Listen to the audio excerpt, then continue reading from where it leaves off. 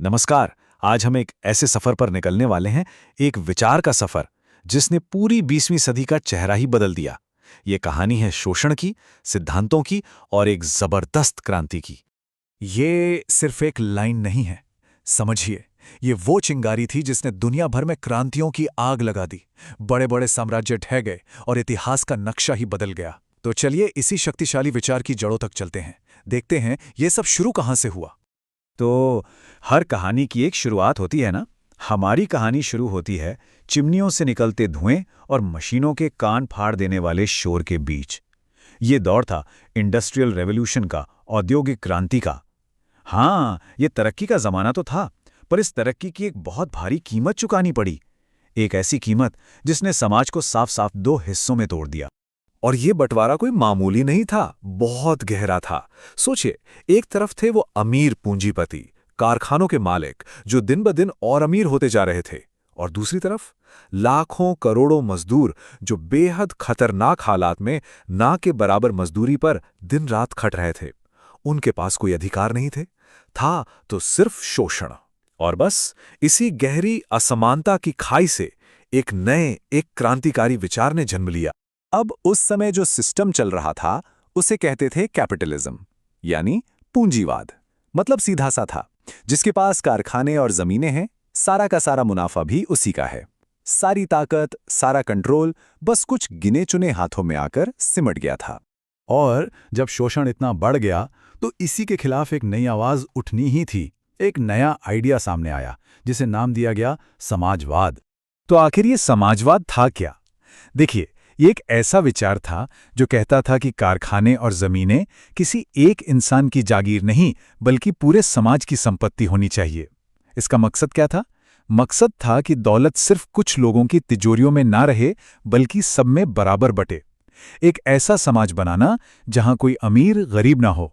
मतलब सीधे सीधे कहें तो ये पूंजीवाद का एकदम उल्टा जवाब था। मंजिल तो साफ थी, एक ऐसा समाज जहां सब बराबर हो। लेकिन सवाल ये था कि इस मंजिल तक पहुंचा कैसे जाए। इस पर एक बड़ी बहस छिड़ गई। क्या ये बदलाव धीरे धीरे, प्यार से, सुधारों के जरिए आएगा, या फिर इसके लिए एक जोरदार क्रांति करनी होगी? और बस इसी एक सवाल पर पूरा समाजवादी आंदोलन दो हिस्सों में बंट गया। और ये फर्क समझना बहुत जरूरी है। देखिए, एक तरफ थे यूटोपियन समाजवादी।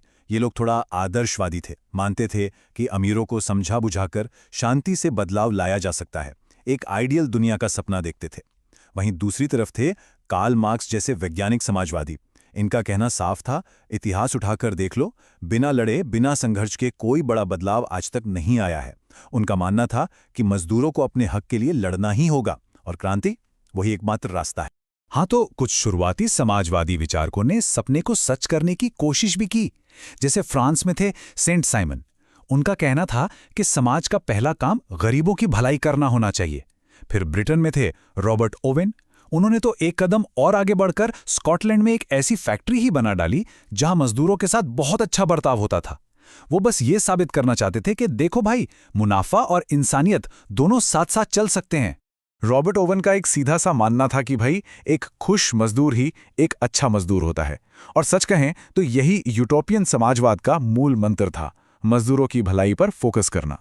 लेकिन शांति और सुधार की इन सारी बातों के बीच एक ऐसी आवाज उठे जिसने इस पूरी बहस का रुख ही मोड़ दिया। ये आवाज थी कार्ल मार्क्स की। एक ऐसा शख्स जिसने समाजवाद को सिर्फ एक सपने से निकालकर एक ठोस क्रांतिकारी प्लान में बदल दिया। तो कार्ल मार्क्स, इनका जन्म हुआ 5 मई 1818 को जर्मनी में। उन पर रूसो, मॉन्टेस्क्यू और हेगेल जैसे बड़े बड़े विचारकों का जबरदस्त असर था। और उनके दो काम सबसे ज्यादा मशहूर हुए। पहला 1848 का द कम्युनिस्ट मैनिफेस्टो, और दूसरा 1867 का दास कैपिटल। इस किताब को तो साम्यवादियों का बाइबल तक कहा जाता है।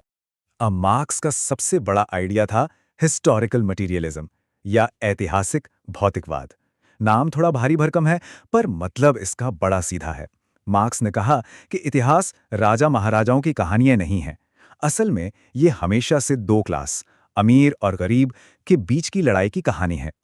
और इस लड़ाई की जड़ में हमेशा एक ही चीज रही है, पैसा, जमीन जायदाद, मतलब इकोनॉमिक पावर। और इसी थ्योरी के बेस पर मार्क्स ने इतिहास के 6 स्टेज बताए। उन्होंने कहा कि शुरुआत हुई आदिम साम्यवादी युग से, फिर आया दास्ता का युग, फिर सामंती युग और फिर आया पूंजीवादी युग जिसमें वो खुद जी रहे थे। लेकिन कहानी यहीं खत्म नहीं होती। उन्होंने भविष्यवाणी की कि इसके बाद आएगा समाजवादी युग और सबसे आखिर में आएगा साम्यवादी युग, एक ऐसा समाज जहां ना कोई क्लास होगी ना कोई सरकार। और इसी सोच के साथ मार्क्स ने दुनिया भर के मजदूरों को एक ऐसा नारा दिया जो अमर हो गया। एक जोरदार आवाज लगाई, दुनिया के मजदूरों, एक हो जाओ, तुम्हारे पास खोने के लिए अपनी बेड़ियों के सिवा कुछ नहीं है। ये सिर्फ कुछ शब्द नहीं थे, ये एक आंदोलन की आग बन गए। अब तक तो ये सारी बातें किताबों में थीं, थ्योरी में थीं, लेकिन 20वीं सदी की शुरुआत में रूस में इन आइडियाज़ का असली टेस्ट हुआ, इन्हें हकीकत की कसौटी पर परखा गया। तो चलिए अब देखते हैं कि कैसे एक थ्योरी ने दुनिया के सबसे बड़े देशों में से एक में एक ज़बरदस्त क्रांति को जन्म दिया। तो हुआ ये कि 20वीं सदी की शुरुआत में रूस में माहौल क्रांति के लिए एकदम पक चुका था। क्यों? पहली बात, वहां जार का शासन था जो बिल्कुल निरंकुश और नाकारा था। दूसरी बात, किसान और मजदूर, उनकी हालत बहुत ही ज्यादा खराब थी। तीसरी, सरकार की रूसीकरण की पॉलिसी लोगों का दमन कर रही थी। और इन सब पर 1904-05 के रूस जापान युद्ध में जो शर्मनाक हार हुई, उसने तो जनता के गुस्से में घी डालने का काम किया। अब जनता कोई बड़ी बड़ी थ्योरी नहीं मांग रही थी, उनकी मांग एक सीधी सी सरल सी पुकार में गूंज रही थी, रोटी दो, बस। ये आवाज थी भूख की, हताशा की और अब बदलाव की। आइए इस क्रांति के जो मेन इवेंट्स थे उन पर एक नजर डालते हैं। सबसे पहले जनवरी 1905 में हुआ खूनी रविवार।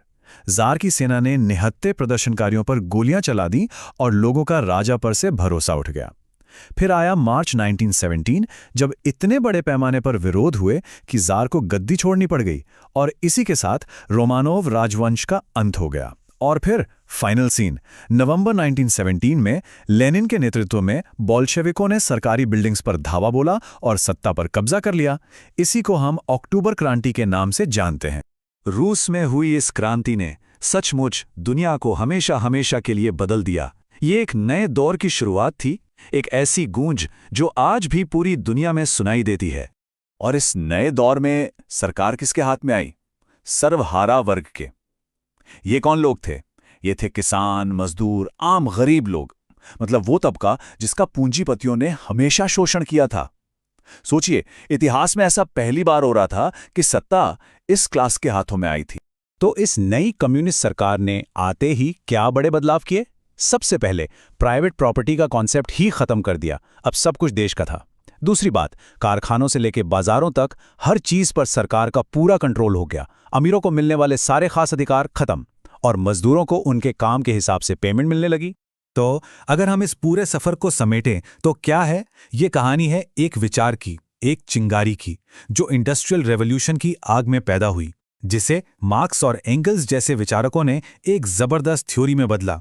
और आखिर में इसी विचार की आग ने रूस में एक पूरे के पूरे साम्राज्य को जलाकर राख कर दिया। और ये सारी कहानी हमें आज एक बहुत बड़े सवाल के सामने लाकर खड़ा कर देती है कि वर्ग संघर्ष, क्रांति और बराबरी की ये कहानी 100 साल गुजर जाने के बाद भी आज की दुनिया की राजनीति और समाज को किस तरह से प्रभावित कर रही है।